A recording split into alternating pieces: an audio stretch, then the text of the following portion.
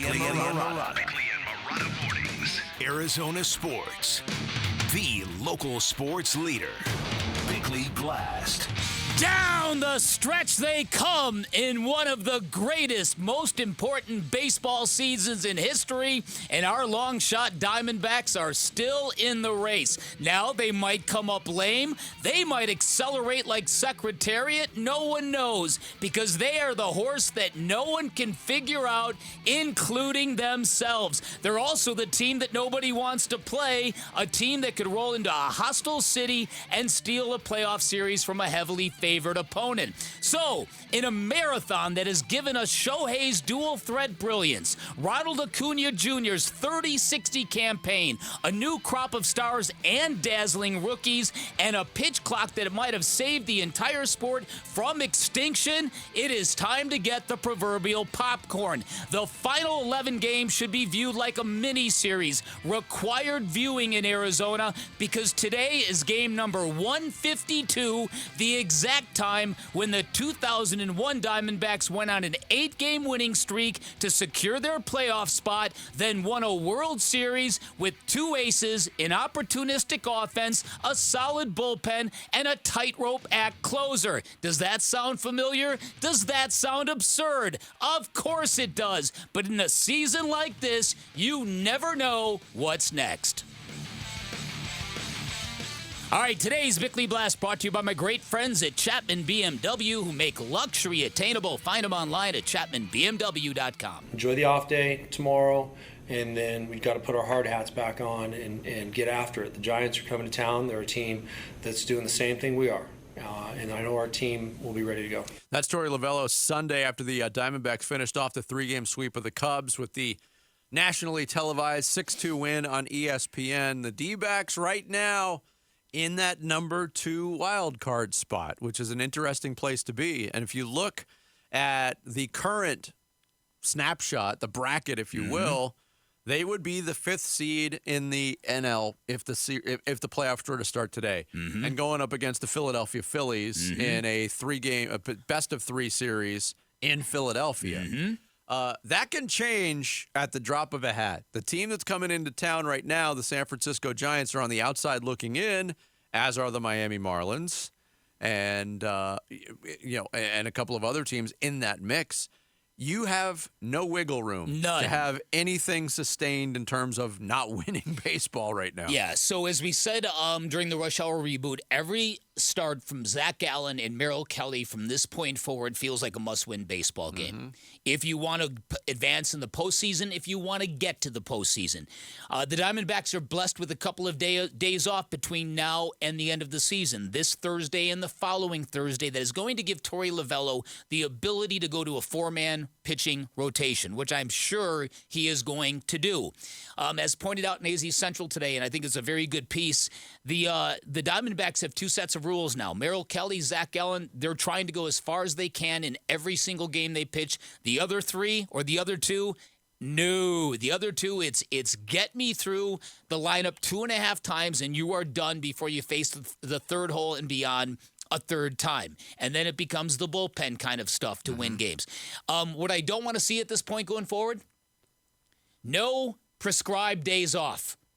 No prescribed days off. Yeah, Corbin's taking a day today. It's his off. Oh, yeah. It's his day Could off. you imagine the reaction of that? No. Going back to what you just pointed out on the different rules for Kelly and Gallen and everybody else, Torey Lovullo talked about that a little bit on Sunday and how the front office has kind of allowed that to happen. I rely on the front office a lot. They have a 30,000 foot view, and they're seeing it just a little bit differently.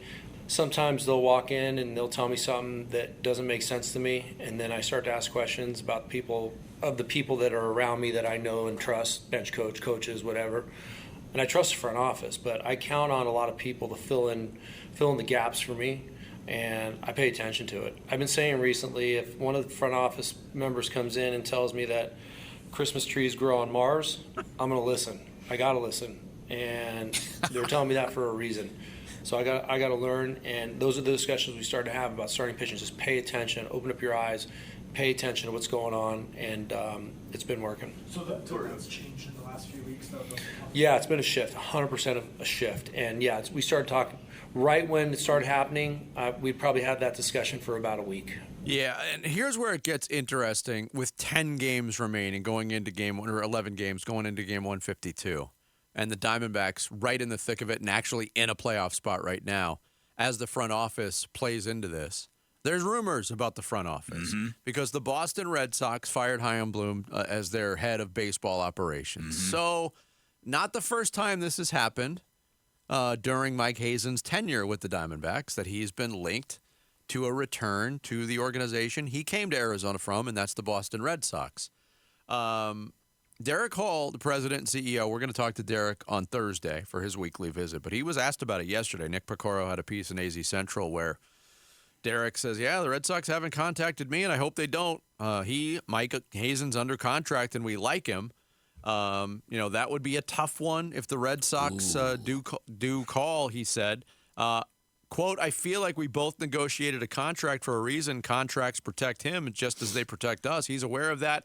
He's meant a lot to this franchise. I really like the situation he has navigated and created here. So I just can't see us going in a different direction. He also commented, hey, from what I know, Mike is still very happy here with the Diamondbacks. But, at the very baseline of it, at this time, something like this can be a massive distraction to a baseball team that's trying to figure out a way to lock down one of those spots. Yeah, maybe. I'm not sure that it becomes a distraction when reporters are constantly asking players about that issue. I don't know if they're going to get bombarded with questions about Mike Hazen's future. But it may be. It might be out there. I think when you read that response from Derek Hall, it sounds like somebody who might put up a roadblock sign, a stop sign, as in, nope, you cannot have permission to talk to him. I really doubt it would get to that point, to be honest with you. I think that they've got such a good relationship, and Mike Hazen's been through so much that if he came to Derek Hall and said, listen, man, I'm from there. We've had a great run here, but I really would like to go home. I really would have a hard time believing the Diamondbacks would say, nope, you're contractually obligated to us. I don't think that's how they roll. But I do think that there'd be a lot of reasons for him to stay, and this might not be a bad time and a bad way for him to get an extension. Because like I said, there will be a time when people will look back. If this baseball team makes the postseason, and if they make any noise in the postseason, this baseball team was created while Mike Hazen was losing his life partner. This story cannot be stated enough.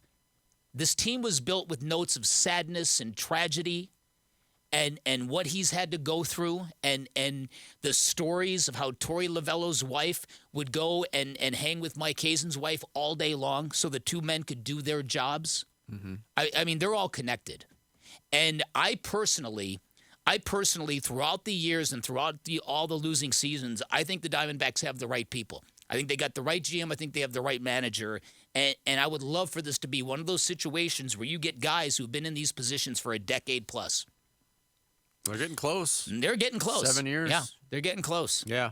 We'll see how it shakes out. 6:40 first pitch tonight with Zach Gallen on the mound in a huge game for the Diamondbacks. Pregame starts at 6 on Arizona Sports on 98.7 and the Arizona Sports app.